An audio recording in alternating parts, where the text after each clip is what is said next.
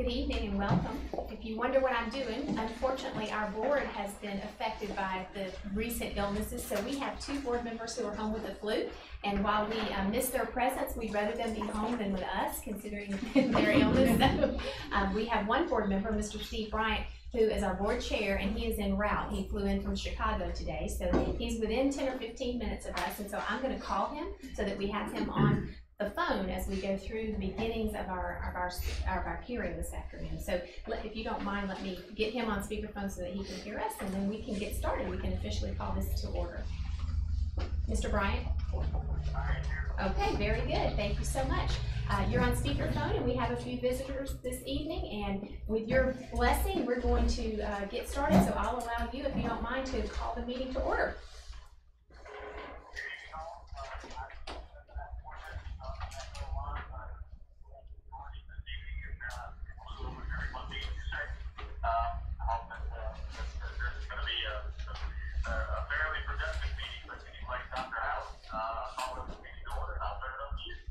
All right, very good. So he said he's at Chateau Lawn and should be here within 15 or 20 minutes, and we'll proceed with the hearing. So I'd like to start by welcoming those of you that are visiting us. We do have a sign-in sheet, I believe, in the back, and before you leave today, if you don't mind, if you could be sure that you sign in.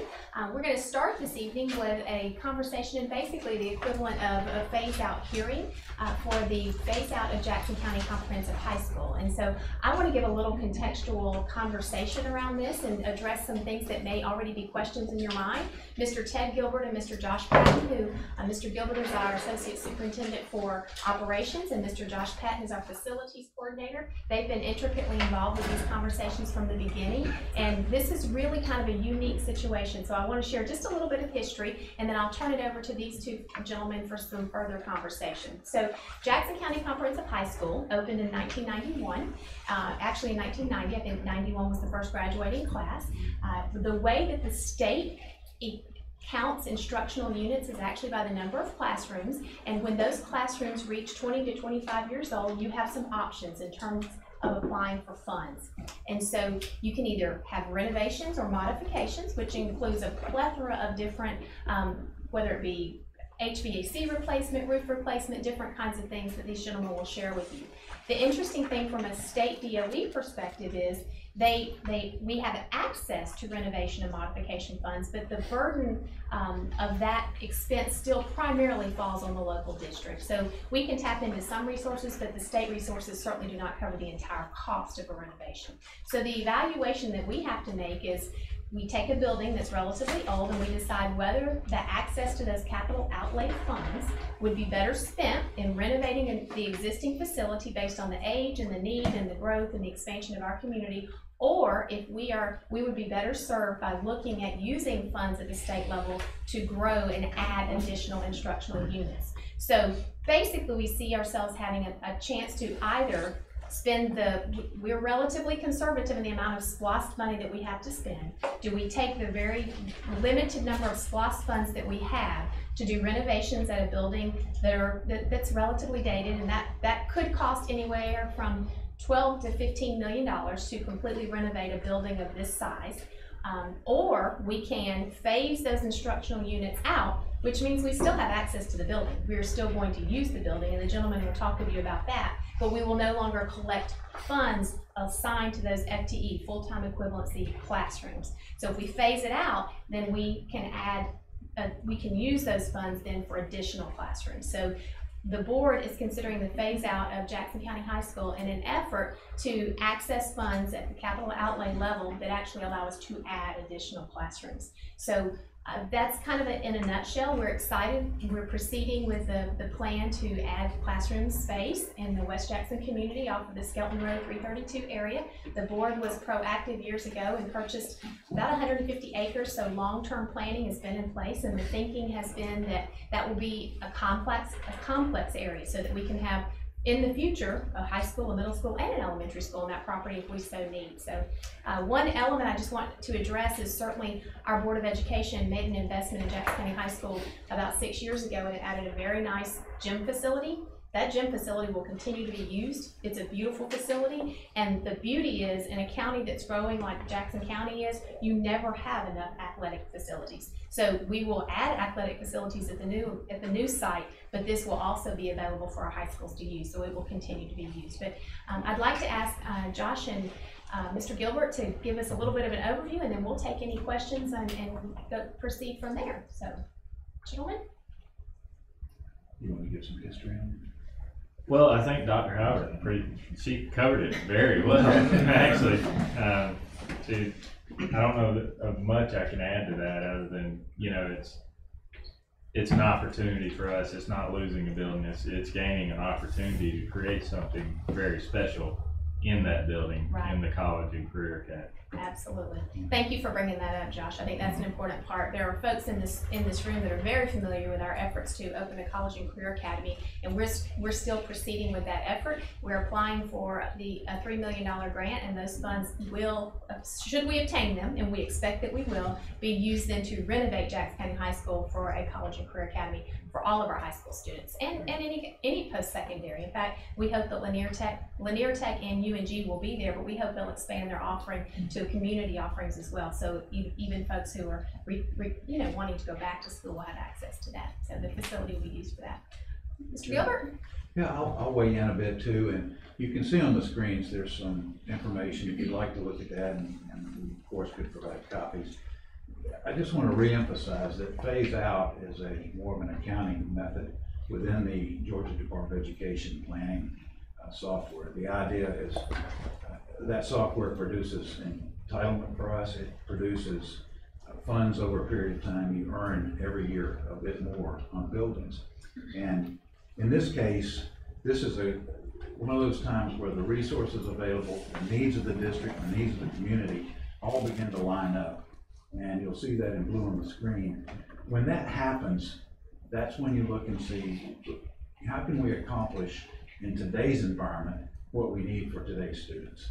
And so in this particular case, the Skelton Road site, it's centered well on the west side, and I'm speaking from a relatively new context. I've been here a little over a month, but I've learned that the growth obviously is more on the west side than anywhere else, and that's where it's anticipated. So this at the Skelton Road site, 332, just provides that a great cluster opportunity right there. And then it also provides, as both individuals said, a terrific opportunity for the College and Career Center. In many counties, that's very difficult to come by. They're very expensive, and in this case, we would have a facility available with the $3.1 million or so in grant funds, if that's obtained, to really put that into motion in the way it should be. So that's what this is all about, is how do we essentially take the funds that we have earned over the years and now put them into the right place. What are some of the impacts? Again, it increases the state funding availability for the new high school site. It does not take away anything from the building that we already have. It allows what I would call flex space. Sometimes you need some space that you may not even be aware of now, but it also a tremendous opportunity for the needs that have already been discussed. It helps us manage the growth on the west side. It's a little more efficient, having your high school, your neighborhood high school in the area where your middle school and elementary are. So a little bit more efficiencies in that area. And it also, while we're there, it creates the infrastructure that's needed for the middle and the elementary school as well. And please, if you have a question along the way, just raise your hand. We'll be glad to take any questions. The challenges we put that you can roll on the screen, you mentioned it. The athletic facilities are really nice and they're in place. And our plan is to continue to use them. As was said, they're always needed. So, and that won't be the first thing we complete at the new high school site. It's right at the end of that first phase, but it'll come along, and I think we'll have really adequate facilities for a long time. And we just got to make sure that we do that in an appropriate manner. The timeline, we're here tonight in February, bringing this before the board. We'll complete the 5-year facilities plan with the Georgia DOE over the next few months. It actually comes first with the facilities team meeting here. We'll have our peers from other school districts in to help us ensure that we've thought through this carefully from an entire facilities plan for 5 years.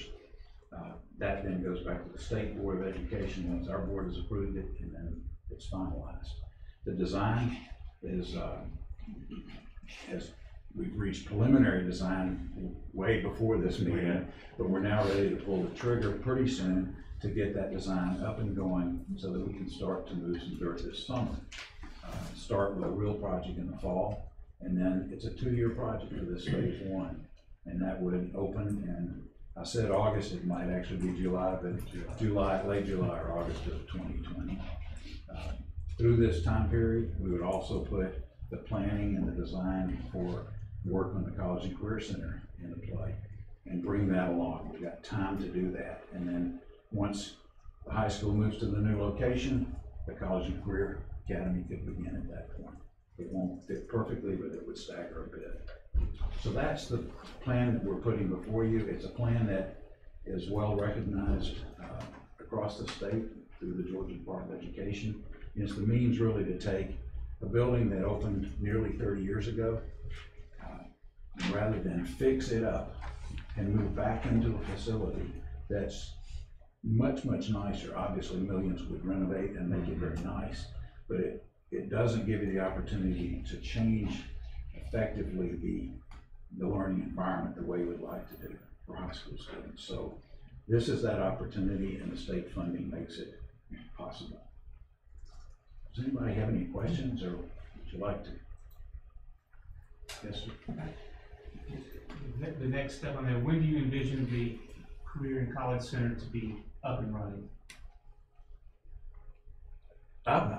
You want to answer that? But yes, sir. We have very strong CTE programs now. We have a steering committee, and actually the board's going to hear this evening. You're welcome to stay for the whole board meeting if your time allows, about the recommendation for our governance board. To answer your question, it will be phased in, but we will have it up and running preliminarily with at least 6 to 8 pathways in 2020 at the same time that this high school is planned to open. So it'll be somewhat of a transitional process, but we're very excited about the support the community has offered, and our business and industries have been at the table, and that's prioritized based on our Department of Labor and other surveys in terms of the workforce development needs. So we expect by 2020 we'll have at least 6 to 8 programs up and going.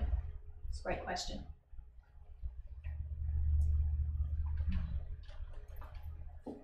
Any other questions about anything? Please don't hesitate to ask. That's what these hearings are for. Yes, ma'am. As far as the funding is concerned, I understand that you guys are phasing out. How is that going to affect students that are currently there? It's a great question. We still use that building even though it's phased out. Okay. So we have in a 5-year facilities plan, basically what you're saying is that by the end of 5 years, we as a board have committed to having a permanent location for these students. So we will use those funds that we receive as a result, and certainly we're going to be finished in less than 5 years, but within 5 years we will have the new facility.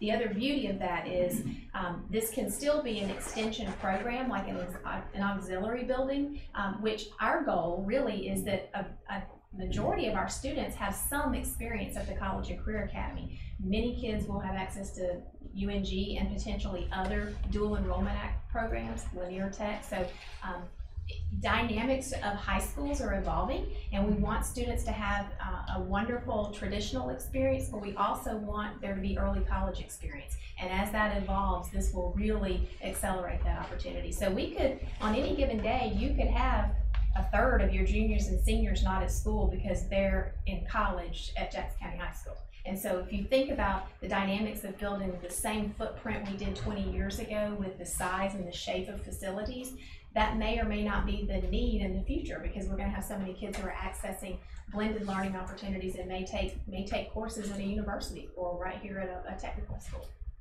They will still be there. Yes, ma'am. Will this new school, this new facility be fully funded by the state money, or will you then have to have a bond, or? That's a fantastic question. Thank you for asking. We will be able to access somewhere between $12 and $15 million of state funds. we have set aside between $12 to $15 million of SPLOST money, and we will likely be bringing a bond to our community in the next 2 years. And that will be to finish off the high school and to add additional facilities in the West community. So How much do you anticipate? we anticipate bond? approximately $50 million. And we have timed it so that our existing bond debt will be paid down enough that an additional bond will have limited, if any, impact at all on our bond millage rate. So our anticipation is that with the anticipated growth in the area, in terms of our digest and the bond debt that we will have paid down, that the next bond then would have minimal impact on our, there may be some, but anticipating tax digest growth is difficult, but based on a very conservative projection, less than 3%, and I think we'll probably see more than that over the next 5 years, we anticipate a very limited increase potential in our bond. Very good question, I appreciate you asking that.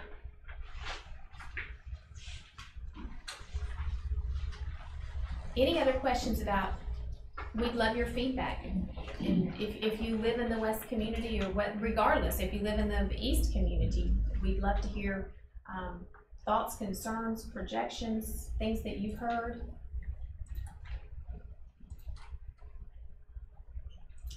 One element, if you choose to stay tonight, you're welcome. If you choose to go, I respect that people are busy.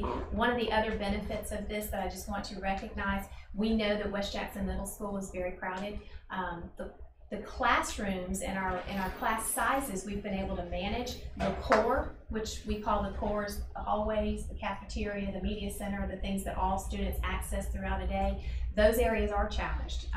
That school is over 1,000, and so one of the benefits of this facility is that we will likely start, and the plan is to start with an 8-9 during phase 1, so we'll be able to pull relief off of the West Jackson Middle School and the high school, and then once we complete phase 2, which will almost be right on the tail end, then we'll have an opportunity then for 8-12, and by that time our hope is that we will be able to entertain the possibility of a bond and look at a facility for another middle school. So it's kind of a prioritization. Right, any other questions or concerns? Mr. Bryant, do you have anything?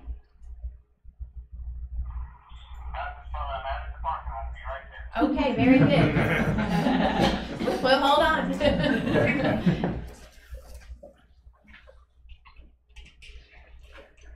Any others? Mr. Bryant's coming in. I would like to say, and I'm sure the board probably agrees, we have these hearings for a purpose, and we are so glad that you're here.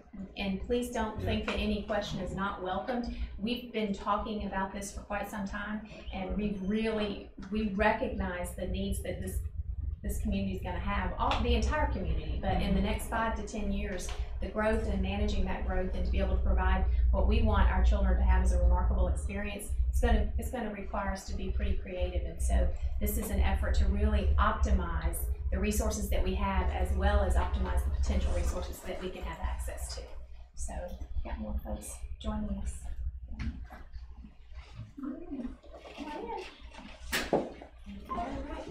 Dr. Howard? Yes, ma'am. Would you mention that there's another public hearing scheduled and that the presentation materials are available through our website? Absolutely. Ms. Bridgman just said our next hearing is, and it is on our board agenda for one of our updates, but Monday evening we have our board's official meeting of the month of February at Jackson County Comprehensive High School, which we welcome you there. We're celebrating a lot of great successes, including our Teachers of the Year. But the beginning of that meeting will be much like this one, and then we'll have an open hearing about the phase-out resolution, and we'll take questions there as well. So that will be at Jackson County on Monday evening. You're welcome to attend. And then, like she said, if you go to our website, you go under board, and you can search our Board of Education. All of these materials are there. So if you want to preview them or review them, then you have additional questions, you can reach out to any of us, and we'll be happy to meet with you or follow up. I do have one more question. Yes, ma'am, please. You mentioned that overcrowding and moving things over from the middle school Yes. and transitioning that. Well, I've noticed that even at West Jackson Elementary, I've noticed a population increase, student increase. How is this high school? I know you said there were plans for a new elementary school as well. Is that how they're going to help compensate for the crowding that we have going now in that school? At West Elementary? Yes. Well, I welcome the board's feedback on that. I would be very honest and tell you that the growth may come close to outrunning us. We have plans, and we've got plenty of land, but it's just gonna be a process and depending. Now, I will tell you that we're fortunate, and I wanna send a shout out to our Board of Commissioners and our county manager of folks that we partner with in terms of keeping us updated on where this growth is coming in. In fact, I have something to share with our board tonight that our county manager just sent us about a development. So we stay in close contact with them, but the growth is coming quickly. And so we're doing everything in our power based on the limited resources that we have to think forwardly, and to avoid modular units unless we have to. And right now that's not on the horizon, but an additional, we can put additions on some of our schools, and that may be a consideration. The board will just have to navigate that. The good thing is that we have property, and so we can add another school on that 150 acres in the Skelton. Thank you. Anything else? Any others? We welcome you to stay. Otherwise, Mr. Wright, I'll turn it over to you for any comments before we begin our regular agenda. I think the one thing to think about as far as with what you just discussed with the elementaries, you know, fortunately we do have the property to be able to do that. You know, we know the Gum Springs area is going to be growing quickly, simply because of the new subdivision that's been announced. That's going to go across from Publix, or down the road from Publix a little. Your neck of the woods, you've got subdivisions coming in, and you know we know that the growth is coming. We've tried to put a no vacancy sign on the exits, and it's just not working. But you know, we're going to have to do something. And the scenario is, I think that with you know, the property that we do have, the possibility of a middle school on that property with a high school, being able to work out something with the Gum Springs, existing Gum Springs, and the middle school building to maybe split that to where we have a very large elementary. There's a lot of discussions that we're going to need to have because of the growth. But like I said, fortunately, we do have property, and we do have significant growth that we're seeing with the Squash Digest. That's helping. Buy in Jackson County as much as you can, especially on the two exits. On exit 129. Exit 129, buy your gas, buy your food, eat there. Every bit helps us. So be patient. We're going to work. I promise you we're going to get there.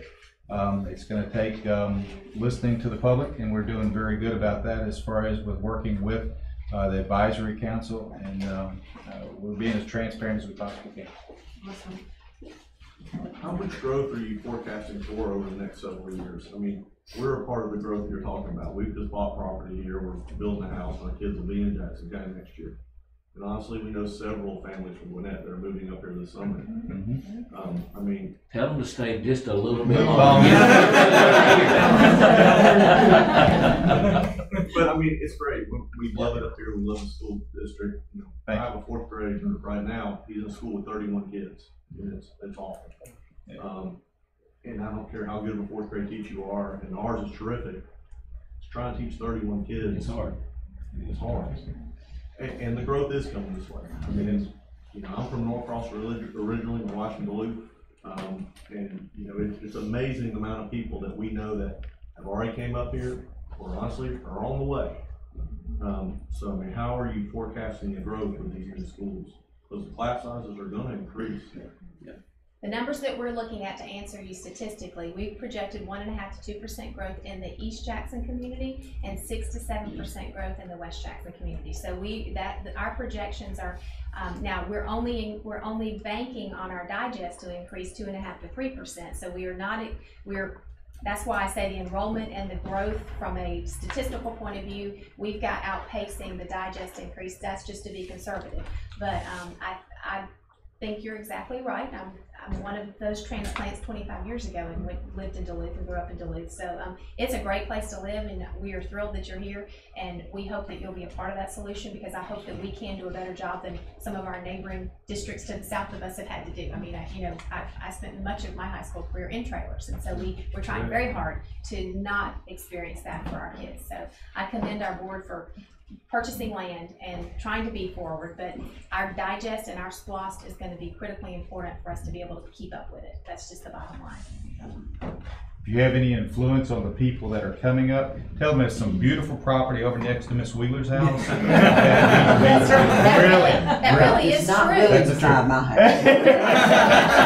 We got property. The east side is That's quite true, though. still It's rural. beautiful. It's very beautiful. And we have lots of room up there. Yeah, Lots of we do. space there. I had one follow-up question about this, the primary school. Yes, ma'am. Is that going to be something used as far as, I mean, and you were hinting at land that you have available, is that going to be part of the expansion if you need to? That, Yes. absolutely. Yes. Thank you. It's a great question as well. Thanks for coming. All right, we'll be pretty quick this evening because we already have spent some time, but that was a rich conversation and very grateful for folks that came tonight. Just a reminder, board, that we have our full board training. I want to make a note that on your agenda, it says Carl Vinson Institute, and we got some information from Dr. Cook today, who's our facilitator, that needs to be moved because of the date change. So I have given you in your packet the actual agenda for our training Monday, as well as a map for the location. It's been moved to the UGA Center, which is right there at the corner of Lumpkin. That's Lumpkin, it's the corner of that street. Thank you. Carlton, that's right. Thank Where you. is it again? It's at the corner of Lumpkin and Carlton. You should have this right by Stegman. Right beside the Coliseum? Right beside the Coliseum. Okay. So we'll start there at 8:30 on Monday morning, and that's just a reminder. Mr. Nicholson and Mr. Gilbert, Mr. Patton will speak briefly to our conversation, but you can see there one of our topics of conversation, the primary topic of conversation is high school planning and a follow-up to how instruction and innovation is going to drive the design of our high schools and the way that we move forward. So looking forward to that. Our board meeting Monday evening will be at Jackson County High School. Just a reminder that we do have a hearing at 6 o'clock, so the meeting is at 6:30, but make sure that you make a note. And by the way, just a reminder, we'll be together all day Monday. So Dr. Morris is kind and gracious and is going to provide us dinner that evening. And so we'll have an opportunity to eat, and then we'll go straight over for our board meeting. We'll be highlighting Jackson County High School as well as Maysville, who unfortunately had to be skipped during our during our January session. So we'll have a highlight of those two as well as our Teacher of the Year celebration. So that's a big night. And then I want to ask you to go ahead and make note of our March work session, which will be held at Gordon Street Center. That's going to be the same evening as our last Parent Advisory Council, which will be great because we will have had our board training. We'll have some conversations about next steps with our high school and the facilities. And then a reminder for you that we have on our calendar a board retreat on Friday, March the 9th. And that will be preliminary budget overview and personnel for the 2018-19 school year. So lots of things. It is a very busy month, and we're pulling on you, and we appreciate your service because there are some time commitments coming up. So the other piece there, just to let you know, there's not a lot to do right now that Mr. Nicholson and teaching and learning team, as well as myself, will be preparing. Next year is SACS. It's hard to believe it's been 5 years, but 18-19 is our year for our SACS review. So we'll start that work this spring and summer and be pulling on you a little bit more as we go into that next year. And then one other conversation piece, I want to thank our teaching and learning team for their efforts in a digital learning experience for our students. We are committed to continuing to improve that experience and to really get some plans in place to make that a part of the work that we do through a blended model. And my recommendation is that we missed a couple of days, but one of those days our students and our teachers did work pretty diligently. So we'd like to have one of those be a digital learning day and the other be a weather makeup day. March 12th is a professional learning day right now. So teachers were already planning to be there. We'd like to make that a student day, and considering testing is not critically important, but it is a part of the work that we do, and that being before our assessments, we felt like it'd probably be best that we provide our kids that face-to-face instruction that day. So March 12th is a recommended student makeup day. So that's all I have for me. Looking forward to Monday. I really do want to say thank you to our board members because that is a commitment. You are very busy people, and so that's an important day, and so we appreciate it. But I'll turn it over to Mr. Nicholson for leadership and performance and teaching and learning updates. Sure. So a little redundancy here, so I'll be brief on many of these, but Monday, of course, that conversation about high school one thing we want to make publicly known is that while we do talk about facilities, it is very much through a program and instructional standpoint. So that'll be a good portion of our conversation. And I want to thank our 2 high schools, the assistant principals who have already started thinking. This is the great thing about our instructional leaders is that we take control of the things that we can. And so in terms of trying to increase opportunities for students at Jackson County High School and East, until all of the high schools are built and all that, we're not waiting on that. And so next year we're going to pilot a program where we have about 15 courses that the 2 assistant principals had coordinated and said, hey, you've got a really robust program at your school that we don't have.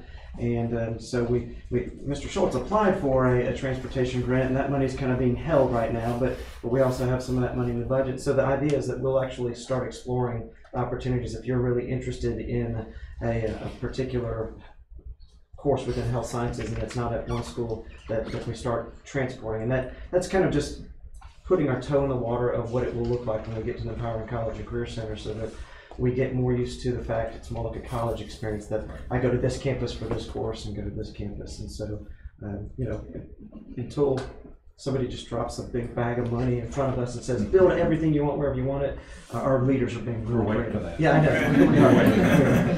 Mr. Nicholson, if you don't mind, I didn't mention one thing and it kind of aligns with this. I gave you a preliminary draft of our board retreat agenda, and you'll notice that's in March. We'll get an update from Dr. Jones. They are moving forward with an International Baccalaureate candidacy. And so when you start thinking about high school programming, the numbers of opportunities that we're going to have for our students across a continuum is wonderful, but we won't have everything at all places. And so that's the beauty of the work that we're doing here, is that the kids will have a variety of opportunity at different places. And you have a fantastic program already existing at East Jackson High School, and then you'll have the College and Career Academy. So that's already been approved, that program. Well, actually, it's kind of interesting. They have to enter into candidacy. So right now they're basically under review, but that's a pretty significant process just to apply for candidacy. It's very, very rigorous, but they're proceeding with that. It could take 1 to 2 years before they're the program. approved. Right? Once you're approved, it's a curriculum rewrite, and so it'll take some time. I'm going to skip to 3 and then come back to number 2 because Dr. Howard mentioned visual learning again. I'm just kind of using this as an opportunity to thank folks. We woke up that morning and realized it's probably not going to melt tomorrow. This is feeling like we're hoping you have that one Georgia day that you missed and you go back. And so a series of texts to our principals and assistant principals it was just, do you think you could get your teachers to design lessons for kids that are relevant to where they are in the lesson right now, that are meaningful, engaging? And they all said yes. And so nobody was in the same room, but the flurry with that Google Doc and the ability to collaborate, it's almost like watching the stock market, because you could see, well, that's not a good example of today. Something else. There's a better example of that. Erase that, Rusty. But it was really exciting to see the teachers inputting the lessons and to watch that just being built. And the fact that our teachers worked that day. I mean, I could go in and see who was building out what, to the point where we got a lot of positive feedback. Some of the feedback was, my kid was busy for 6 hours. And we said, well, they're busy for us for 6 hours too, but it's different. Not every parent is an educator, and we realize that. And so we might err on the side of even giving too much, but we've actually received, there are school systems throughout the state and technology listserv, and they're all asking how we did this. And they're all trying to put together a plan, and our teachers put together a plan, sitting by the fire, frantically working on a computer within a course of a day. And it's not a perfect plan, but it is a darn good plan that they did in the amount of time. So just want to thank our teachers and administrators for we making maintained that happen. power. That's the exciting part. You know? Yeah. And so that's also allowed us to build an infrastructure in the event that this does happen, in which we hope that this does not this year, but if it does, we already have that in place. And so that's one of those things that Dr. Howard and the board can say, all right, if we're going to be out, it's a digital learning day, parents know what to do, and the next step to it is, if it's an ICE day, they can't all be contingent upon access to internet. We know that not everybody has access to internet, but we've got some plans built in, and some of that is when you, upon return, giving you some grace period of 5 days or so and working through it so that you make up that work, but also having some good old paper assignments that are kind of held someplace safe at home. So I'm just really super proud of what our teachers and our leaders were able to pull together. Going up to revised testing, because of weather, our State Department has given us some flexibility to amend our assessment calendar. And if you remember last year, Senate Bill 211 also said, try to push your assessments to the very end of the year. What this has allowed us to do is, because so many folks, other folks missed even more days than we did, that they didn't want every system to feel that they had to continue to test when they were already scheduled, knowing that they've already missed a week plus days, given hurricanes as well as ice. And so we took that opportunity, and I can't steal that thunder at all. Troy and Martha, they had sticky notes on their walls, and they were moving these things around. And what they came up with, it's kind of like the Digital Learning Day. You know, with this opportunity, allows us a chance to improve something that was already good and make it even better. And they put together a schedule that does get assessment a little bit closer towards the end of the year, which means we maximize our instructional time. In some cases, with literacy, it's about 2 weeks, but math, it's about 3 weeks. It also paces that out, and if you've ever gone to one of our schools during testing, it's like a lockdown, and and so this will allow us to intersperse. Some of our schools had a 5th grade field trip planned. We said we'll work around the 5th grade field trip, so you have an opportunity to really focus, put your energy into the milestones, but then to engage in some remarkable experiences, some things that you're passionate about, and then come back. And so I think what we're going to find is that we're not going to just bludgeon kids with assessment. You have a copy in your packet there. Troy or Martha, do y'all want to speak in any more details about that? Well, and this is an opportunity, really. It's twofold. The state was nice enough to give us this waiver so that we could look back and reflect at what was going to be best for our kids and our teachers. But then also with the additional technology that we've been able to add this year through the one-to-one. In past years, we couldn't overlap, because right now what we're basically doing is we're going to overlap elementary, middle, and high EOC and EOG testing. So before, where we had testing running for almost 5.5, 6 weeks, we're going to have it between state EOG and EOC, along with some CTE testing and some AP testing. We're going to be able to condense that down to essentially the month of May. We'll be able to start in April 30th. And for those of y'all that have had any kids in elementary, we've been testing before as soon as spring break and right there at it. So, I mean, as a teacher and a past principal, to be able to sit there and tell a student and a family, you know, your kid's not going to be testing until April 30th. So that gives our teachers essentially 2 more weeks of instructional time, our students 2 more weeks, so it's not so crammed and pushed. And I think it's going to give and allow people to have an opportunity to take a breath. You know, testing is important, but it's not the only thing that we do. The focus of what we should be doing is supporting kids and learning. And, you know, if we can push that opportunity to the assessment to the end, I think it's also going to help make May more meaningful. Because when you're a teacher and you're doing your assessments and you've got 5 weeks left of school after assessments, it sometimes is, you know, hard to refocus after that time. So I think it's going to be the best for all worlds and all parties. You're going to be able to get scores back in 2 weeks. I was just, yes. Yeah. So we could have pushed it even further, but the reason we settled where we did is because now that last year we were all online, this year all online, the amount of time that they turned the scores back is they held true to their promise last year. Now you've got preliminary data, but it's enough data that you need, and so then we would have to. That's going to put pressure on the teachers as far as from advancements to kids to see where they're at, where they fall, and once you guys have to disseminate the numbers to get it back to them. So that's really putting a lot of pressure on Here's them. the good news. They will have taken the MAP assessment prior, and with that correlation of MAP, you've got a very high predictor. So you still want to build those students up in goal setting, but we should have a course, we should have a year's worth of information about this is where we need to continue to be working. And so once those come back, you would continue to operate under the assumption that if a child was struggling in an area, you're going to continue to support that child until the end of the year within the areas that they're struggling. We've had windows, not because we've had windows is almost the inverse of where it takes so long that we haven't known how to necessarily remediate. So I feel confident that our teachers will be able to do it, but we'll, like anything else, we will evaluate it, and if it doesn't work, I think that, as Mr. Johnson mentioned, though, the opportunity that we now actually have more time for instruction prior to the assessment versus the amount of time we had after.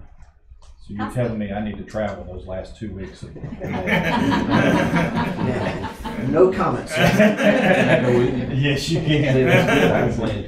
We live with one of those overachievers, and I know how the rest of our teachers are, and I know just coming to the end of the year how stressful that is just to begin with, and then putting this on top of it as well. It's going to be a challenge.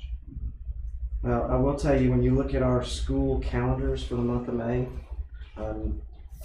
they're not typically as filled with as many, we have not fully capitalized on some of the instructional opportunities, and so this will really allow us to evaluate what that time looks like. I trust you. I appreciate your trust. Hopefully the rec department will work with us. They don't always work with us in the past with testing, and that's gonna be the peak of ball games going on too, you know. Yeah, that'll be, Yeah, be all baseball. I remember begging them desperately, but One element there, just to plug, if you don't mind, if you could make a note that you are welcome to join our school leaders on February the 28th. We have all of the Northeast Georgia RESA superintendents, as well as teachers from Jackson County, teachers and leaders from Jackson County, Social Circle, and Oglethorpe coming together to meet with John Tanner, and he is a nationally recognized leader in the development of community-based accountability.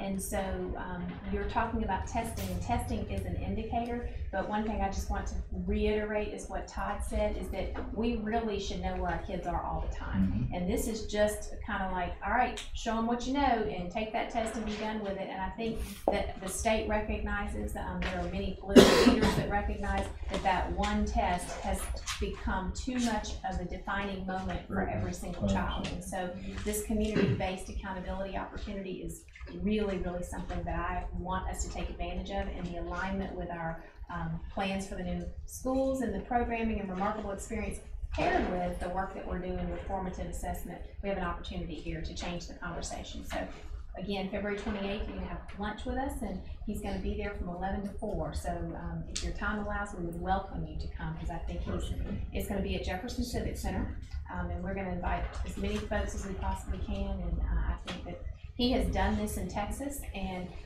there are several districts in Texas that I've sung the praises, because you think about the effort that CCRPI was trying to promote, and I commend our state for trying to be more comprehensive, but you're still basing most of your decisions off of one test.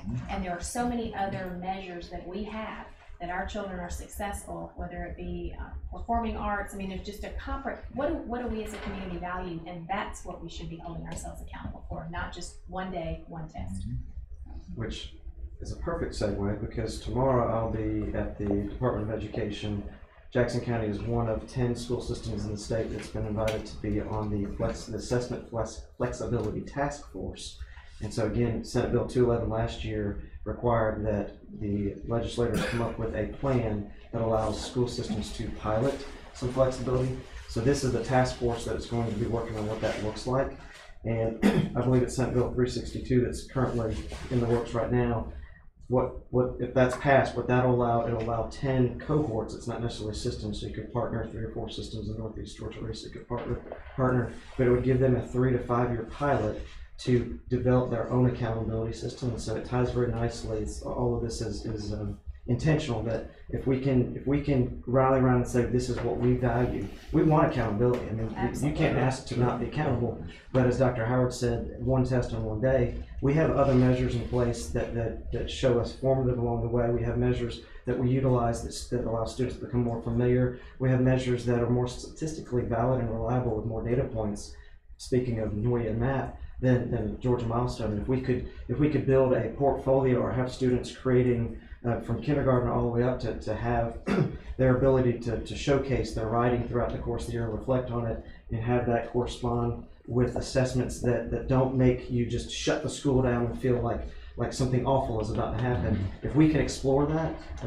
I think that will dramatically change the approach to our charge for creating remarkable experiences. So while our being on that task force doesn't guarantee that we will be one of the pilots, we are the mid-sized region for the state, and so our voices will be heard in developing that process. So we'll continue to keep you in the loop about that, because I would say now that I would like to think that we would come to you and say we would like to apply for this pilot. Don't know what that looks like yet, but I would imagine if we can develop that accountability together, then I would very much love to make that recommendation that we pursue that.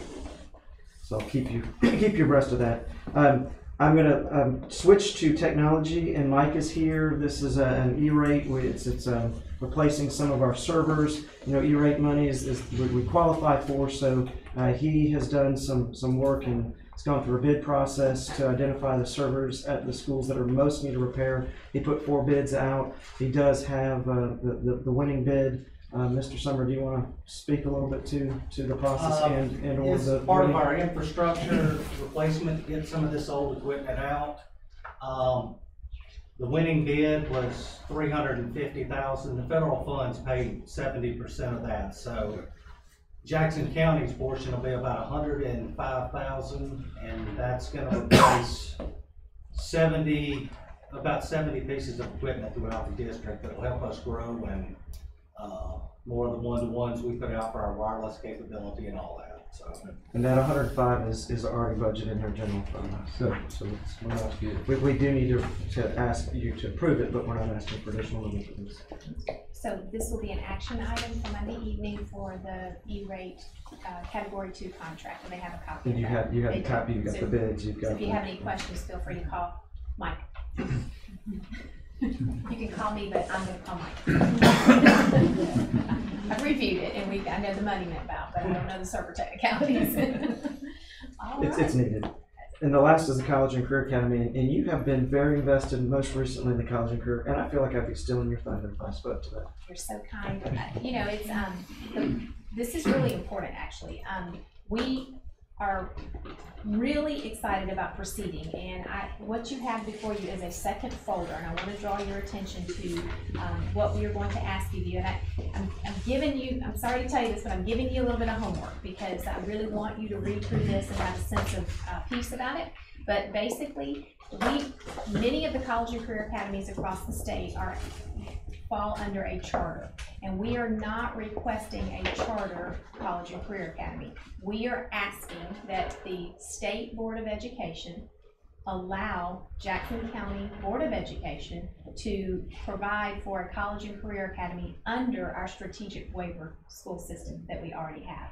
However, that requires that this local Board of Education actually basically petition for us to be able to do that. So there are 7 attachments here. I have worked closely with Lou Ursi and with Howard Henley and with many people across the state to make sure that we have all of these pieces. The first attachment that you have is the actual amendment petition. You can see at the bottom of that, these are the people on our governing board, and I want to make sure that you understand the level of commitment these people have demonstrated, that it is beyond description. And Todd, you're here, you could speak to that. Hundreds of hours that people have already invested and will continue to invest. The attachment number 2 is a required document that's very important for you to review, and it is all of the standards along with who's responsible for the monitoring of each of those standards. So you've got the College and Career Governing Board that we're recommending. You've got the management, which would be the CEO and administration of that facility, local school district, which is us, and then you've got responsibilities of the technical college, responsibilities of the higher ed, which for us is UNG, and the business partners as well as community partners. Everyone has some roles and responsibilities in supporting this particular venture. So if you'll review that. Attachment 3 is the actual College and Career Governing Board composition. There was a lot of conversation about how many folks should be on this board, and so we have the steering committee made recommendations and actually is asking you for blessing of this particular committee.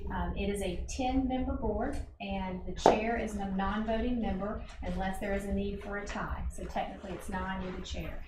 So these are the folks that we are recommending as our governing board composition.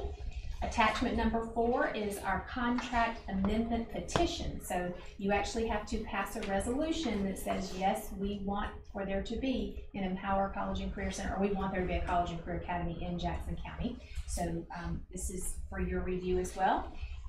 The next one is an actual copy of the contract amendment after the resolution is approved.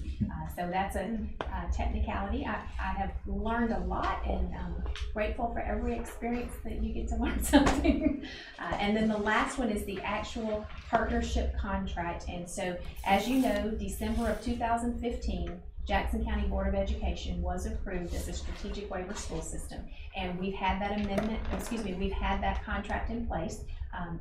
What we're doing basically is just asking for an amendment that took place July 1 of 2016. So we began in July of 2016, and so this is an amendment request. So I have great confidence in this governing board. Now, understand that the governing board still, myself, I serve on that board, and I am intended to be an extension of you. At any given time, the bylaws are written such that there is a Jackson County Board of Education designee, myself or one of you who serve on this governing board, because technically this board still reports to the local board. But they are just responsible for promotion, fundraising, and making sure that the facility, not so much the facility, more the program and the experience that kids have is what we want it to be. So on Monday evening, we would like for you to be willing to support this amendment petition as well as the resolution for us to ask for a contract amendment to be able to add Empower College and Career Center to our strategic waiver. There's a lot of words. Any questions about that? When should we hear back if we get the approval of this college? That's a great question. Lou Ursty, who is the State Department representative with that policy division, I will send this to him immediately upon completion, and they plan to review it and have it for the March state board meeting. So we would have it by March state board meeting. It actually has to be approved by the State Board of Education. So that's our plan, and I've been in contact with them, and if we get all this completed, then that would be our timeline. Todd, did I miss anything? You did a great job with that. I've learned a lot. I've talked to lots of folks trying to make sure that it is quite lengthy, and so there's reasons for that. I think I understand more now than I did before, and that's a good thing. But please don't hesitate to call me tomorrow or Monday, or we'll be together Monday if you've got any questions. And if I don't know the answer, because I may not, then we'll call and we'll make sure that we have the answer. So I'm excited about this potential. I think this has the opportunity to be a catalyst for amazing improvement for our kids' high school experience. Thank you for letting me share that, Mr. Nicholson. You're welcome. It's my pleasure. All right, Dr. Blankenship. All right. Good evening. We have a personnel recommendation list for your review.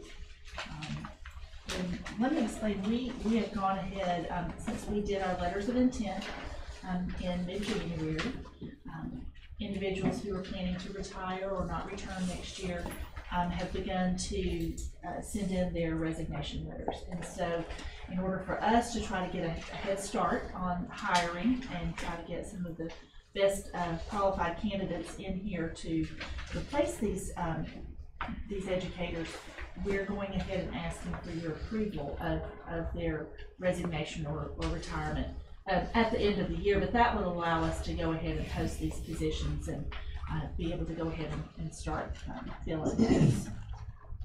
We do have 4 bus drivers on the list to approve, and no bus driver resignations this month. Good. We're maybe at the top of the hill, who knows? It's definitely something to celebrate. It is something to celebrate, and I just want to appreciate, we have been working every angle to advertise that we have opportunities for people to drive buses for us. And so many of those routes have paid off, and I just appreciate anybody who shared that information with interested parties. We may actually have one more addition. So that's in process, but that may be solidified by Monday. So with your blessing, we'll add that if that comes to fruition. So now, with this increase, how close are we to being where we need to be? We are very close. We could be within 5 to 7 drivers. I say that very cautiously due to the fact that at any given time I know that I could be recommending one for the opposite next month. So I say that very cautiously. But we are getting close to having our pool built. It's been a long, tedious process. It continues to be. The main thing is, retaining. Yeah. And that's something that, you know, thanks to our board and Dr. Howard and Dr. Blankenship's been working feverishly on it also. We have put in some incentives that I think will help and will be very beneficial. So I am excited, that we're getting close, but we're not there yet. Yeah. So this is just to meet our daily needs right Yes, now. that This is is not, correct. this is not part of the future pool that we are hoping to No, have. ma'am, it is not. Okay. But we have advertised internally Yeah. for sub-drivers, as we discussed Yeah. doing, and so we are hopeful that Somebody will come forward. And two, you know, we have to plan for growth for next year. Sure. That's, hearing all this building and construction is great, love it. But that need will, I think, continue to be there even into next year with our driver population. Yeah. And I think it's important to note too, and I think we talked about this last month, that Josh and David are partnering on finding opportunities to allow people a full 40-hour work week between transportation and maybe some custodial or that helps and we've discussed this before. Makes it more attractive. Right. To that individual, single mom, dad, whatever situation they may be in, that's a full-time job then, it becomes. Sure. And that's been our challenge, offering that full-time capability aspect. Well, and how is it going now with, we did combine some middle and some high school Yes, pickups, and that's working? Yes, ma'am. How many routes do we have that are that way now? We have the combined. All the east side is combined, middle and high school. We do have the west side a different scenario. Yeah, and the high that's school fine. is separate. It's running fine, but Yeah. on the east side, all routes that are combined as far as middle and high school together. Okay. You know, if we have a chunk of individuals out due to sickness, due to whatever it may be, then that does cause some buses to run late. Sure. And be late, but that is a normalcy when that happens. Sure. And we like to think now it's an exception and not the standard rule like it was at the beginning of the year. Yeah. Do you, I shouldn't do this to you. Do you know how many of you had out today? I was looking at the I do not 12 or know the 15. exact total, but I know it was in the, probably around 10 or more. Has the flu hit your drivers? Well, a combination of sickness, some flu, some upper respiratory. Yeah. So across the board, sickness has been a factor for us. For our teachers too. I was gonna say, Dr. Blankenship and I have been working with Martha and her department to monitor it pretty regularly. We're running about 8 to 9% absentee, generally speaking. Which, with our teachers with and our educators. Yes, ma'am, and with our teachers as well as our students. So I think we had about 9% out last Thursday. Thursday was a heavy day last week, so it improved a little bit on Monday, and then it seems like they get back together, and by Wednesday or Thursday, we start to see it. So that same percentage was our student enrollment too? Yes, ma'am. We had, I think one day last week, we had about 620 students out. It's been a tough year with sickness across the board. I've heard across the state it's running about a 10% absentee rate, unfortunately. So we're right there, unfortunately, a little less than that. But I just want to say publicly, thank you to Josh and to all the folks that manage that.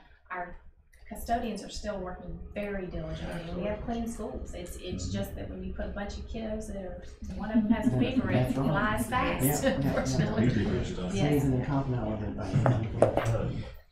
So I'm gonna pull a Todd here and flip flop a couple of things. Great model for me. So as we've been talking about substitutes, I just want to address that. We do monitor monthly what our fill rate is, so the number of positions that we have that we need to fill on a daily basis versus the number that are actually filled. So when our staff put in their absences, if they're going to be out for whether it's sickness, professional learning, or whatever, they indicate whether they need a sub or not. And so out of those that we have that need a sub, we look at that to see, so how good of a job are we doing, and how many jobs are our subs picking up. And so we can tell that as you look over the end of December, the end of the time we were here in December through currently, the sickness has really, our number of absences due to sickness have gone up, and our number of jobs that are being filled has gone down. I think that when we've called subs, they're sick too. So, so those two things working together have not made for a great scenario. So it's dropped our fill rate. We normally run anywhere from 85 to 95% filled on any given day to as low as 70% being filled. So that's not great. So we have, you'll see we do have 7 new subs that we're adding to the list tonight. And I just want to commend our staff here for working to recruit subs, and I wanted to share a few of the things that we've been doing because a question was asked last month. So we do have regular sub workshops, and so that helps. And when those individuals sign up, it's open to the public, and so many of our school systems around will send their people here to get trained. And that's a great opportunity for us because as they come in, Michelle and Debbie will ask them, you know, are you planning to sub in Jackson County? And if they say no, then they do a little advertisement for Jackson County because that way, you know, they can work more, you know, so between, you know, if they're working in 2 different systems, then they could potentially work every day between those 2. In fact, if they work in Jackson County, they can work every day. If they chose to. And that's the thing. We also look at the number of jobs that our subs are picking up, and then you know, when we see them not picking up very many, then we try to be proactive and get them to let them know, you know, you can work every day if you want to, you know. So, and we're so all the trainings are held here now. Yes, yes. They do still have trainings at RESA, but we used to do it in the schools too. Yeah, we used to do it in the schools. Yeah, we host several in-house here. We're constantly reviewing sub-applications that are being submitted and making sure we're getting those people in, especially when we see that they already have certification or they you know, have been trained to be a sub. So we try to get those in as quickly as possible. And then the other things that we're doing are reaching out to our retired teachers. I know Michelle has gone back and looked over the last teachers that have retired over the last 3 years. And maybe that needs to be a program for our retired educators in Jackson County. So we have plans to oh, that would be a great. Yes, I would love to come and I share. can give you the information on our press. And we have a couple. She'd be happy to have a program. Wonderful. We meet again real soon. I'm sure they have the program planned, but you might be able to put in a little advertisement. You know. Might get Lynn to come back and sub some. Do what? Might get Lynn to come back. Well, now listen, I'm a grandmother. I'm a grandmother. I am educated. Just those 2 like that. You're gone. Just those 2 like that. But we also, that's kind of something that we're going to begin doing as we get to the end of the year with our teachers who are retiring. Now, they may not have that in their mind as something that they want to do as they're going out the door. But we're going to go ahead and plant the seed anyway, because we're thinking 2 to 3 months into their retirement, they're going to get bored. And they're going to be ready to do something. And so they'll need their kid fix maybe. And so hopefully they'll want to come back and get that in Jackson County. So, and then as I mentioned, we're going ahead and posting positions as you all approve those. We've looked at going ahead and posting some critical need area positions, and that would be our special education general curriculum, our special education adaptive curriculum, and secondary math, so both middle and high school. Those are going to be, we already know we have several positions potentially open in those areas for this upcoming year, and so I'm working with the colleges and universities to begin recruiting some of our recent graduates, and like I said, those we'll have all those positions posted so that we can begin looking at those requirements. And then finally, well, 2 things. One, you have an enrollment update. It stayed pretty steady, across the schools. You'll see a little dip here and there, but, you have that for your review. So all in total, in January, we went down slightly, 7647 is our total enrollment. And so that's, the biggest areas were, our high schools, went down. West Middle's gonna catch up with high school. They sure are, they keep going. So, and then finally, there are a couple of job descriptions, updated job descriptions for your review. Custodial supervisor and custodian.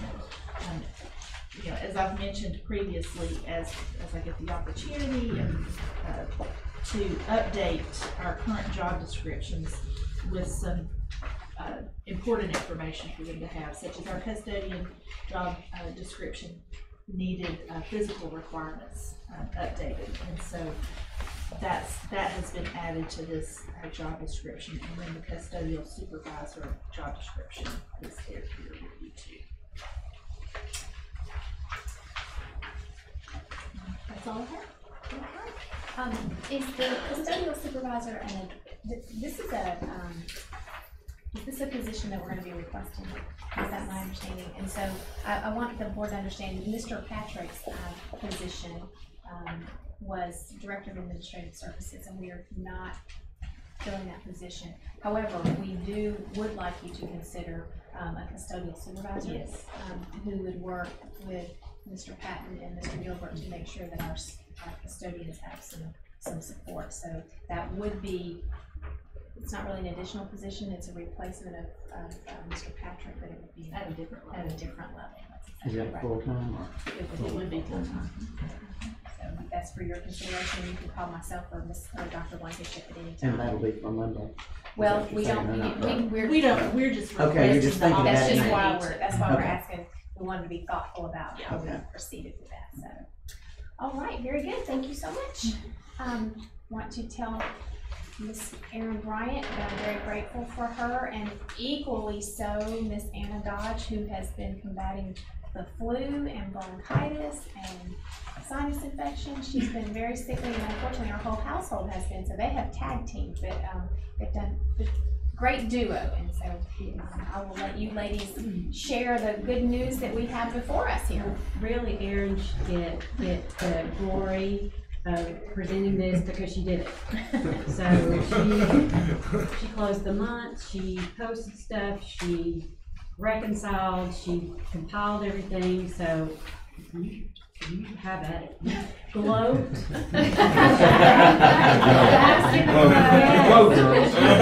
I mean, it's a great, it's a very good report. Well, it looks like she did a really good job. I mean, I'm thinking maybe I should just let her do it all the time because you got some money. She's trying to outdo you, man. Maybe I'll just be sick more often. No. That's a very bad idea. That's a bad. Did you count the splash money yourself? Every penny. All right. Doing that. Yeah. That's great. That's right. Yes, it is a really good collection. $600,000. Yeah. Great trajectory. Was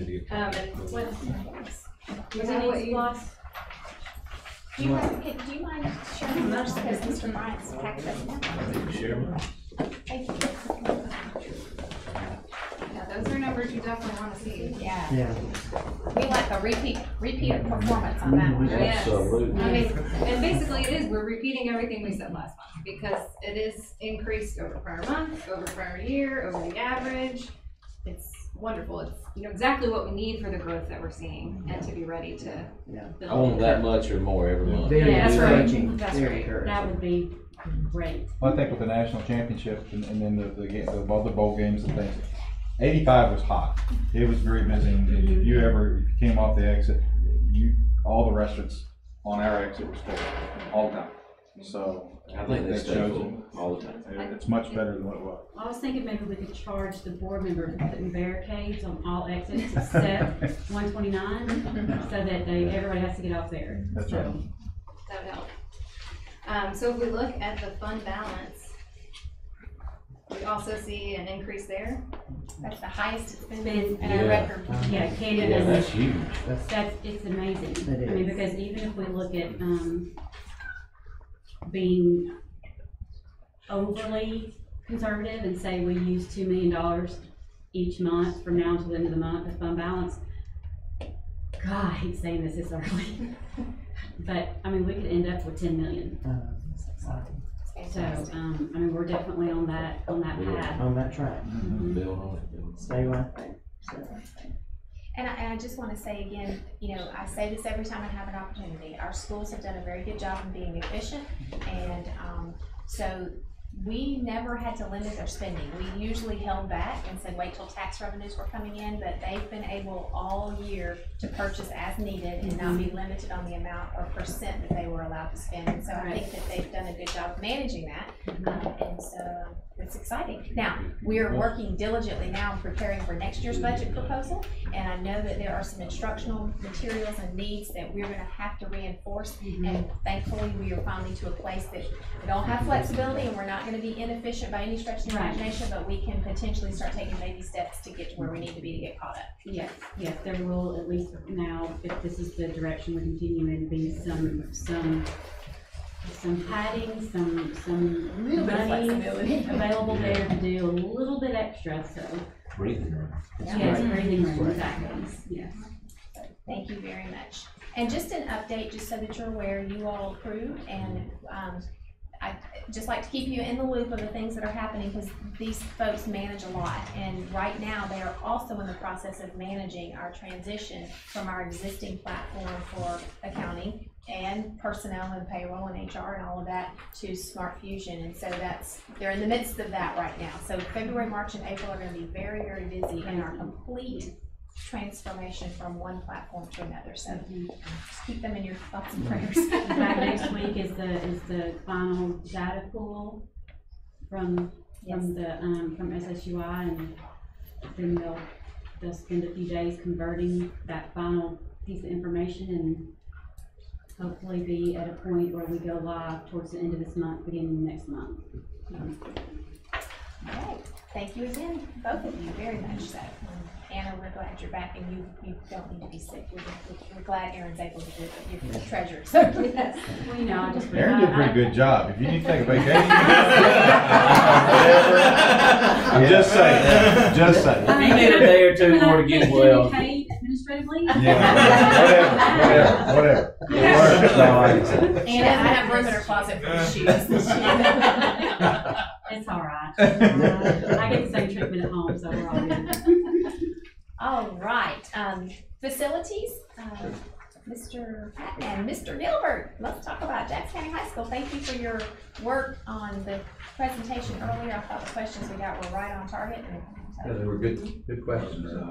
I'll just mention the resolution itself, which is a one-page resolution, is in your packet.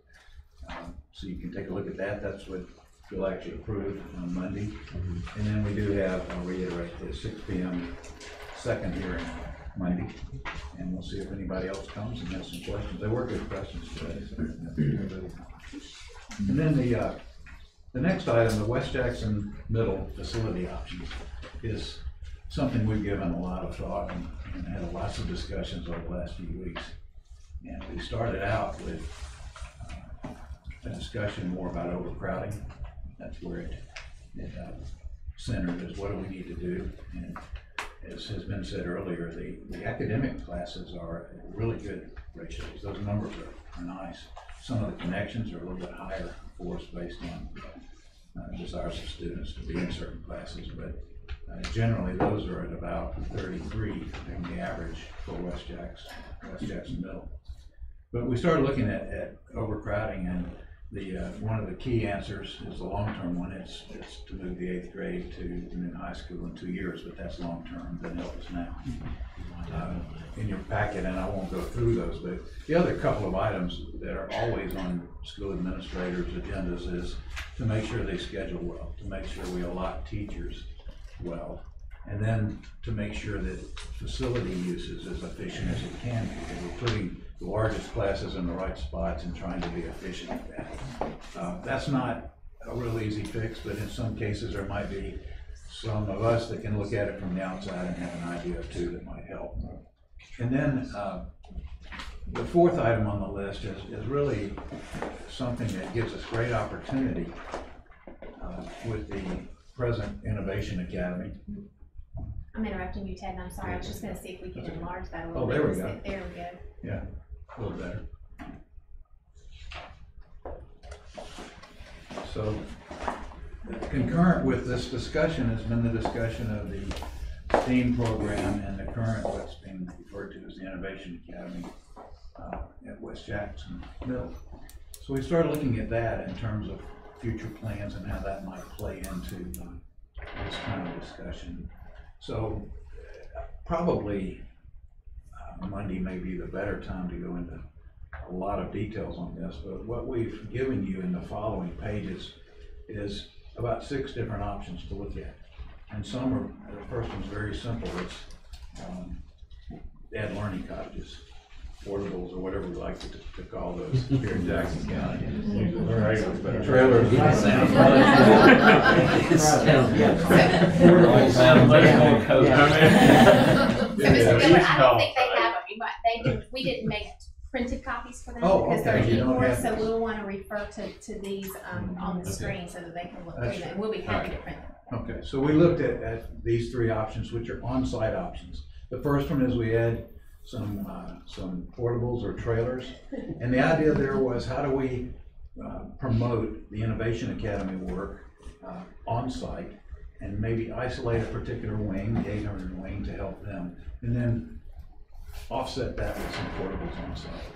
And so that's one option. That doesn't help the core areas. It keeps everybody on site, but it may help a little bit. The second option is another long-term one, and that's to create additional permanent space. It's always a good investment, but it's a long-term. It's not something you can snap your fingers and have a new building addition. But we look at that, we give you information on each one of these options. The third was to use modular units. These are a step above portables. They're sometimes with interior hallways, and the one we looked at was more of an outside covered hallway, but it gives you some space that's a little larger, a little more conducive to what the Innovation Academy teachers and students are doing. So that's an option as well. It's more expensive than trailers. So those are our on-site options. The next slide talks about, goes back to option 1, and you'll see we've given you approximate cost for a 2-year plan if we do portables on site. We then go, and I won't go through all the numbers, you can look at them there, but then we give advantages and challenges to this one, what it means to us and how it might impact that program. It's way more important to consider the worth and value of the instruction and that learning environment for this program than it is strictly to look at this as a facility study. So that's the advantages and challenges with on-site learning cottages. Option number 2, obviously more expensive, is approximately a 5,000 square foot addition, and those would be the construction cost and the associated fees with it as well as furnishings. And then again, option 2, these are advantages and challenges. And I mentioned one more time, I just want to keep reiterating that the on-site, yes, it might help that program in terms of just space, but in terms of a separate and distinct space that really works for the Innovation Academy, it's helpful, but it may not be the right answer. So we thought at this point, Todd, it might be really good if you kind of weighed in on what is the Innovation Academy, what are they doing? So we're talking about West Middle as a whole school, and so I certainly wanted to make the point that there are some phenomenal programs all throughout West Middle, and it's not just the Innovation Academy. No, there are teachers that are just in the classrooms, despite being very close to each other, are doing some wonderful work. But the Innovation Academy enters into this because they've been using West Primary, and so they've been removing students off of the campus, utilizing the shell of West Primary to do some work. And so when we were looking at this initially, as Ted mentioned, you're looking at it from a growth and from a facility space, but we thought, well, we're here because of programs and the remarkable experience. So are there win-win options that might be out there as well? And so if we looked at the Innovation Academy and the possibility of expanding that concept and creating more opportunities for students to participate in that really embedded, integrated approach, what they do that's unique at West Primary is they literally have rooms that have very little in them, and every 9 weeks they completely transform those into whether it was the Academy Awards most recently. So the whole red carpet, and it's 9 weeks of instructional experiences that are completely integrated through all the content areas, and they change these rooms, and then they have these experiences for parents and the public to come. And so when Ted's showing the different options, something like the learning cottages doesn't necessarily afford that necessarily as much. So there were some other options that we talked about that might allow us to increase the number of students that are participating in something like the Innovation Academy that would actually maybe remove them from West Middle. And so then by doing so, if you removed anywhere between 100 and 150 kids, you all of a sudden have at least about 2 years, if not more, worth of space in the building that accounts for the growth. And so that's when we start getting into some of our off-site options. Let me ask, how many students do we have now in this? Great question. Right now there are 52 students in the 7th grade. It was started in 6th grade with 2 teachers, moved up to 7th grade. They've already begun the work. They have, if I'm not mistaken, they have 42 rising 6th graders, and they have 30-something. The 7th to 8th is at 52, because that's our current, and then they have 46 to 7th, and then, or it's the other way, 36 to 7th and 45th to 6th. Does that make sense? About 120. So, yeah, How do they get chosen to be on it? There's an application process that they go through.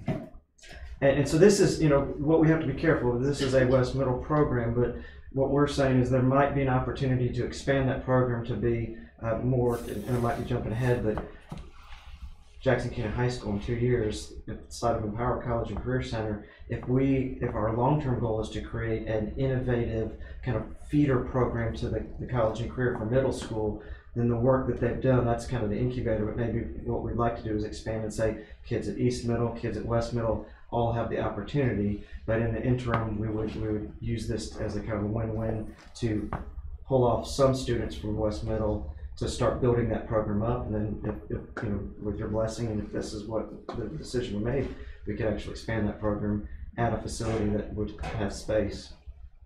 How many students would we need in this to make a significant difference so that we wouldn't be quite so crowded at West? We looked at if we could have about 150 kids. That's, if you think about it, it's 50 students per grade level, and you start thinking about middle school, that based on our projections, yeah, it would.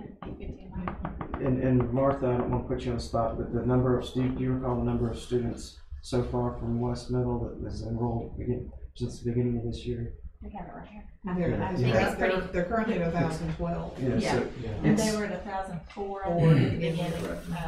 Well, it's on your sheet. So we know we have to increase that percentage as we have more folks moving in, but the problem is you got 234 homes going to be built across the street.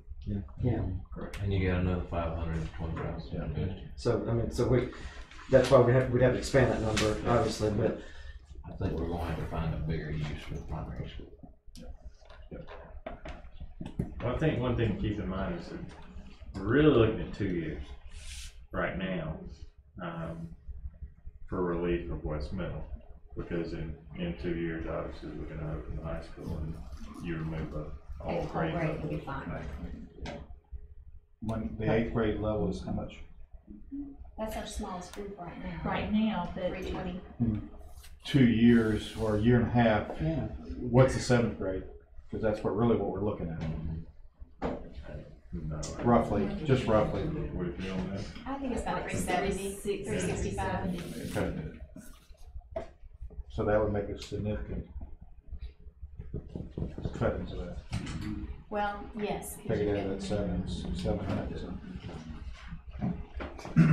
But that's 2 years out. It is. We've got At least two more academic years.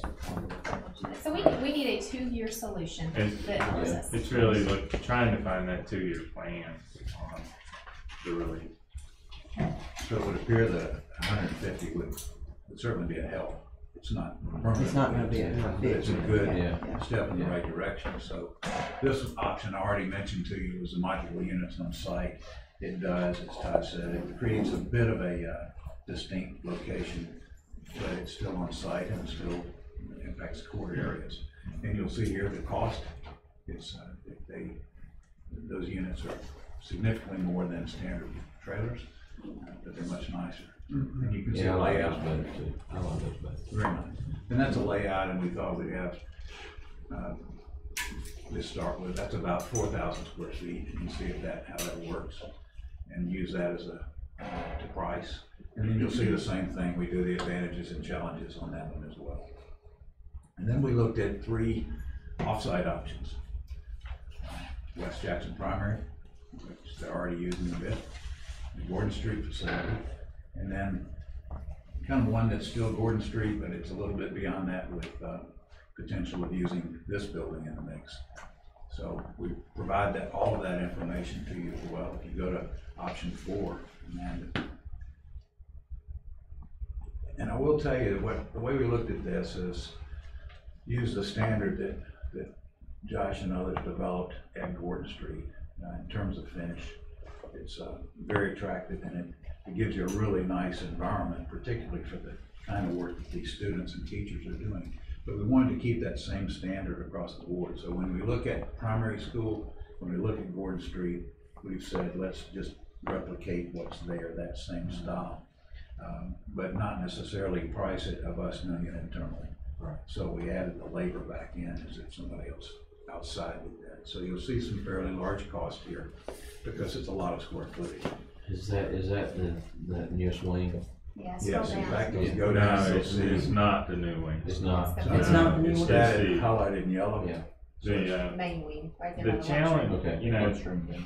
Yeah. getting the lunchroom and the media center, that space in it for that much use, you need those 2 spaces, and trying to more confine them to 1 space.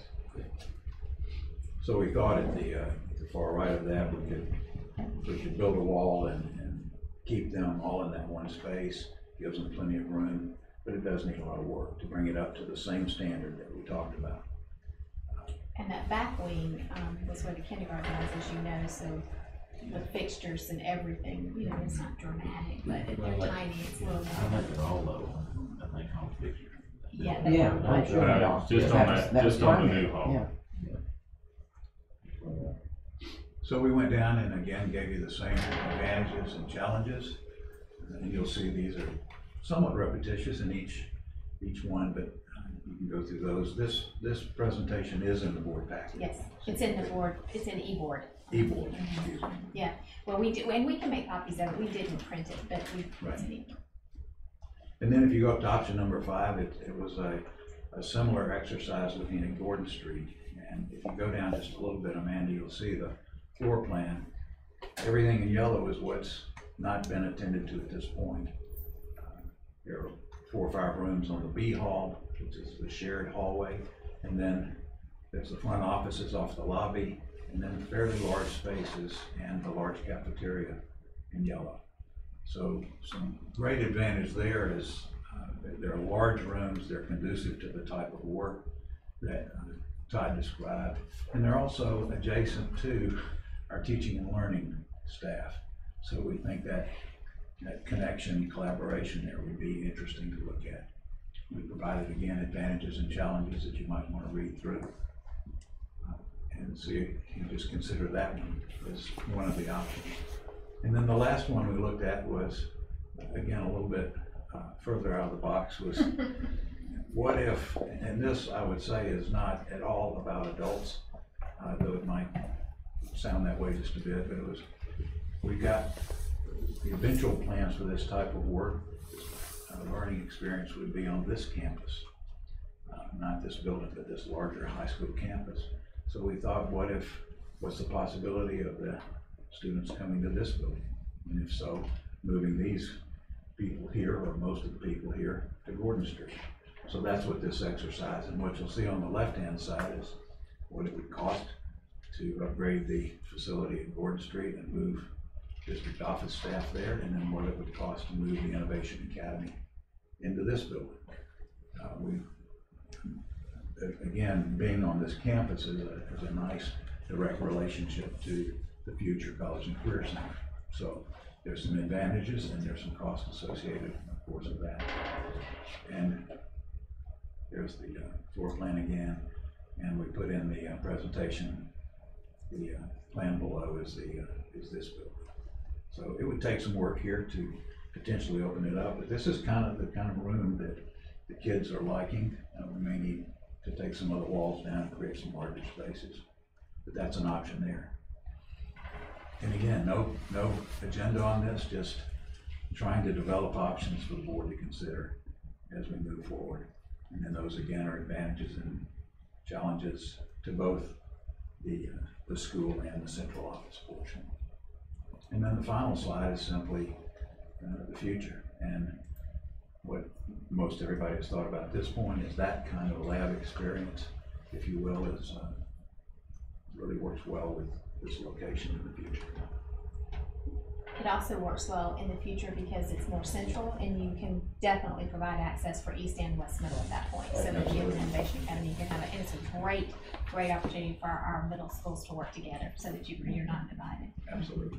We have not stopped thinking about this. We've poured over it, and we've all talked it multiple times and hours at all times of the night, and we keep going back to what's the best long-term solution for a short-term need. And so we have a 2-year need, and if we're going to spend somewhere between a minimum of $350,000 up to $750,000, do we want to do that? Where do we want to do that? Our concern about the primary school is the design that we have. If we move forward with the middle school, we know we're going to ultimately demo it. So we've got to be careful, from a physical point of view as to how much we want to put into the primary school, because if we're going to bulldoze it in 2 years to construct something new, then that wouldn't be. The reason we started thinking about this facility and Gordon Street is that if that is then the long-term solution for our central office, while right now it's for adults, it's really investing in something we're going to retain versus something we're going to demolish eventually. So, to be very candid with you, we don't have what we think is the best recommendation. We've leaned towards Gordon Street and this site being some sort of a consideration, but we also recognize that that school is sitting, in Brazelton, and that site needs to be utilized. We just don't have the funds right now to do what we want to do long term, and that's a board consideration. So we are open for discussion, thoughts, feedback. We threw a lot at you, but what we wanted you to know is we hadn't stopped thinking about this. We've thought of lots of combinations, and we are very cognizant of the need. The cheapest and easiest thing to do is throw some trailers over there. That is the cheapest, the easiest, but that may not provide the experience that we want for our kids. Well, even if you put the trailers over there, you're still out of range in your core. That's exactly right. That's just putting a Band-Aid on a gunshot. That's exactly right. I think we gotta figure out how to utilize the primary school for 2 years. With as little as possible that we can spend as far as getting it set up for bigger kids. And the last time I was over, I didn't think it was in that bad shape, especially to be as old as it is. Well, I'm not sure you don't move a 6th grade or an 8th grade whole class over there. Yeah. Well, and make that an academy. And if we were to use the newer wing, I mean, it would be possible to bring in, you wouldn't have to have a cafeteria there. It'd be possible to bring in lunches. From across the street. Yeah, from Weston. we'd be close enough to do that. And and from what I understand, most of the students that we are inheriting from Gwinnett County, they're not even used to a hot meal. They don't get a hot meal. Yeah. And we could provide a hot meal in a styrofoam container. Linda's We've talked beautiful about smile is hiding Dr. Morris. I mean, we had that discussion we before tonight. could do that to relieve the problem that we've got right now with those kids, and it's just, that bothers me desperately. How many kids do we have eating lunch every day? At West Jackson Middle School Yeah. or at the At West Mill? At West Jackson Middle School, about 500. So half of them. About half of Half. Just take the ones that don't need the help. Meals. If we bring your lunch, you go to private school. Everybody that brings their lunch needs to go to that. That's the criteria. All you have to do is bring your lunch. That's it. They're bringing it anyway. I bet that will get some participation. I bet they will too. New standard. Yeah. I mean, the other option too is, we pull the kindergarten, first and second grade out of there. The building's set up for that. For 2 years, the thing we could think about too is pre-K and kindergarten in that facility and keeping 6th grade at the elementary level. I don't think you have it, yeah, because you're gonna have to move kids out of Gum Springs too.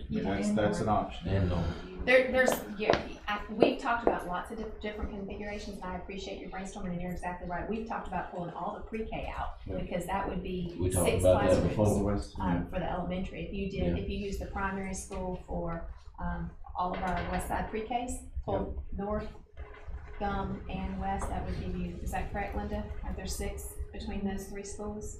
Actually 7, if you consider the special, the inclusion pre-K. Then that would free up some space at your local elementary schools. That, I'm afraid that's not enough though for us to pull the 6th grade down. Yeah. Well, when we've talked about 6th grade, we've also talked about programming and how it limits some of the access to some of the Right. Band building and. Yeah, band, all your all your CTA, they don't have access to that. That becomes a limitation, so. We just gotta keep in mind 2 years. That's Yeah, exactly that's what right. I keep saying, it's 2 years, if we can 2 do it. years. Yeah, yeah.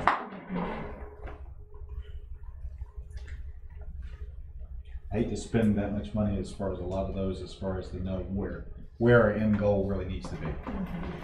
I think we can manage that in 2 years. I think and I guess the thing about it, you said, let's say we move the 8th grade over there. You're gonna stay there 2 years. You're gonna move the 8th grade to the new facility for 2 years, and then back to a new facility in 2 years. Well, but with this growth, we're gonna have. We don't have any choices. Yeah. We don't have any choices. Yeah. There's gonna be. But I think 8th graders may adapt to that better than 6th graders. Yeah, oh yeah, I think so too. One scenario that we had talked about, which is honestly the cleanest and the easiest, but doesn't really help us with the innovation side of things. But if you still used your connections classes at West Jackson Middle, then you would have the 8th graders or 6th graders, whichever group, report to the primary school. They'd spend all their academic time there, and then at 12:30 or 1, they'd come back to West West Jackson Middle School, have lunch, and go to their connections. And you just schedule so that so for all their academics, they would be at the primary school, and then they'd come back for lunch and their connections classes. That would split them between 2. Well, that's what we did. We did on the east side before we moved 8th grade to the high school. Right, that's exactly So right. the connections classes take the remainder of the day? Yes. So that's band. It'd be band, and all their activities and lunch at the end of the day. You'd be considering what are you thinking? You could, in that scenario, it's, you could go back to the trailers. And kind of the same thing, put the trailers on site, kids stay out there all day. And go back in the building for lunch, connect, and then go home. It has something. It's not good to teach in trailers. I've taught them way too much. Just think about bad weather. It's a bad place to be. Because then you gotta go inside the building.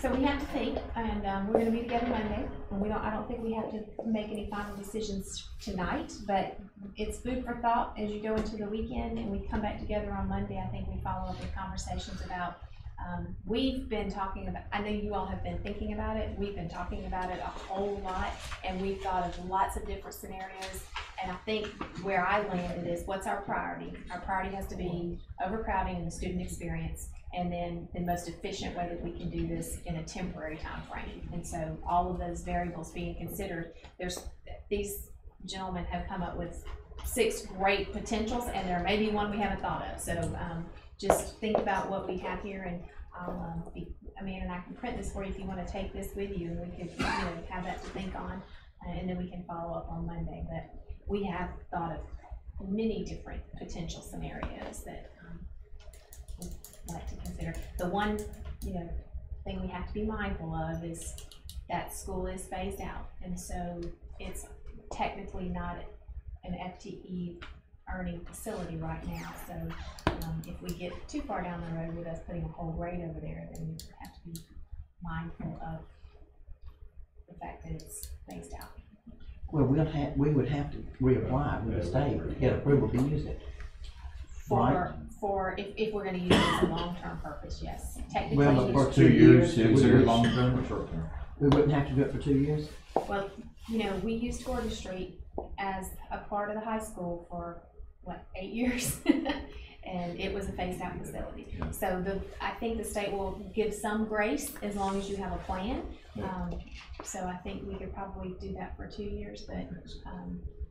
Yeah, if we could get away with that. The state's welcome to give us some more money. I mean, the rainy day fund's the biggest it's ever been. And they sure hadn't put it back in education. No, they had not. Is there someone at the state that could come and meet with us as far as if we lay the plans out, if we put what ifs, they would be able to help us at least kind of make a decision as far as if this is our plans, that they would have favor one way or another? I mean, because we can throw 10 things against the wall and nothing may stick, but if we know something that they would be more lenient toward, can help our decision. Yeah, we have a facilities review team coming in March, and that State Department serves on that team. Michael Robertson is our, and so they definitely will be offering their advice. We did have Pat Schofield, who is the Assistant Superintendent for Facilities and Transportation. He did come and spend an entire day with us, and we drove him all over Jackson County and showed him everything that we have. And he advised us, he can't make recommendations, and they will not do that. But he advised us on some of the things that we're doing now. These are some of the steps that we're taking. In fact, they didn't suggest that we should phase out Jackson County High School, but they said that is definitely a possibility.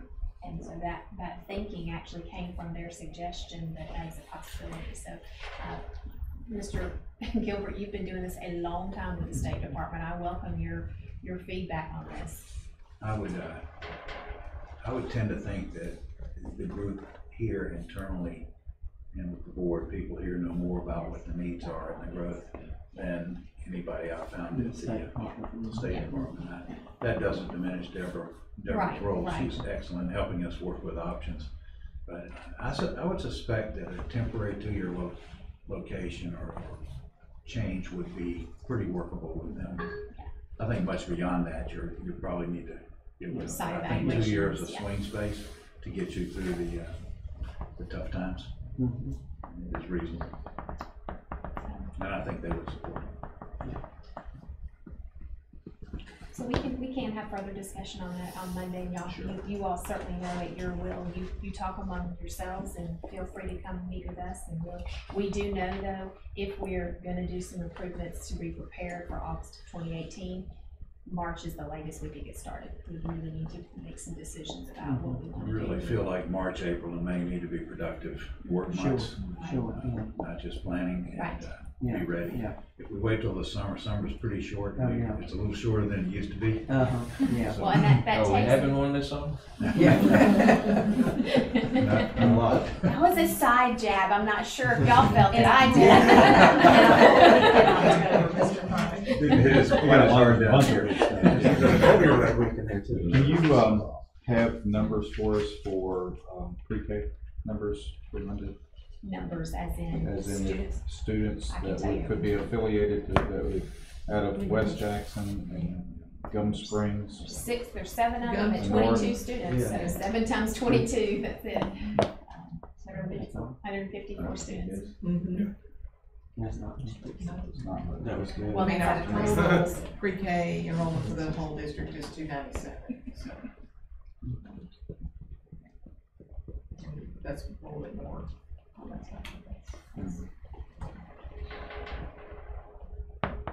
So before we completely leave West Jackson Middle School, in addition to the overcrowding, we have on the docket a West Jackson Middle School renovation project, which you know begins pretty quickly here. And you have a project budget process, so we need to ask your blessing, and this is already in our cash flow for SPLOST. But you'll notice here we're projecting the project to be about 6.5 million, with about 1.5 of that coming back to us from the state.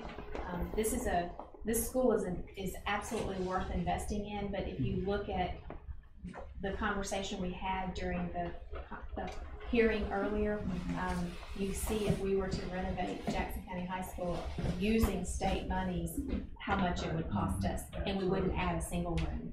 So that really does weigh heavily into our decision to recommend the resolution to you. But this, we will need to ask your blessing for us to use a SPLOST expenditure to pay for that, and then we'll have 1.5 million in reimbursements from the capital outlay. I'll mention too, excuse me. It's been some time since we discussed about this. Exactly what are we renovating here? I mean, what are we doing? The entire building, so it's roof, HVAC, paint, flooring, ceiling, lights. Doors. Door hardware. There's no paint on the corners otherwise. Yeah, it's a chew or what? Parking lot. Parking lot is like the parking lot is. Parking lot is. We don't get any reimbursement for parking lot, but parking lot definitely has to be done. Parking lot. Why couldn't you? Let me reiterate there as far as have we talked to the rec department about, because we're not getting as much as that's utilized? Can we get maybe some communication back and forth between that? We're gonna set up a meeting of, if you'll recall, that intergovernmental agreement that we talked about early on was that they're gonna develop the park and we're gonna develop the parking lot. So early on, it was they're doing all the millions of dollars investment in the acreage that's the park, and we're supposed to provide the parking. So, however, we don't see that on the new horizon. I mean, on the horizon, really time. It's not in their plan right now. That we can tell. So, well, and so if it's not in their plan now, then we need to amend that, because they have helped to put our parking lot in the condition that it's in. That's the worst parking lot in the school district for sure. You almost need a 4-wheel drive to get over there. But thank you for bringing that up, and we. Mr. Gilbert, Mr. Patton, and I are going to be meeting with Mr. Poe and the rec department the next week or so to revisit several things, and that being one of them. The other part of that recommendation on the budget is the sole sourcing. We have some items that we will continue, as Josh has done in the past, to sole source, and that would be primarily heating and air units. And the lead time on those is anywhere from 8 to 12 weeks. So we need to order those right away to have here for summer. So we'll continue to use BART and Train as our 2 standards, and that we added as a continuation on that sheet. And CCI we continue to use in our right. And we talked about before, Josh, you were going to start this fairly soon, right? Yes, ma'am. So what part are y'all going to be able to do while the kids are there? Well, with the testing schedule, I think you got today, that lasts the whole month of May. It looks like we'll be starting at the end of May now. Unfortunately, we were hoping to get. That gives you 2 weeks to get it done. Yeah. So you're saying you're saying teaching and learning has put a kink in this, right? They always do. And we suggested that there are lights and you could work in the evening times when kids aren't in the building to be much safer. So we're working together. Primary school test over to primary. So kind of right now the schedule we haven't really narrowed down, but the summer we'll concentrate on classrooms. So when the kids come back, when school starts, the classroom areas will be done. We will, like some of the common or hallways mainly, is what we're looking at. Hallways. And really, right now, we're looking somewhere in October, that it'll be. Sounds like you're gonna have to get some paintbrushes and teach them already seen. Right. They've already offered. Just want to remind everyone the reason we're a school system is for teaching. So we're doing a pretty good job with that. to teach and learn. Yeah. You don't have to have buildings. It's all about facilities. Yeah. Bells, buses, and budgets. Yeah, with the budget that we've got here and that Ms. Bryant has helped us with so great. Maybe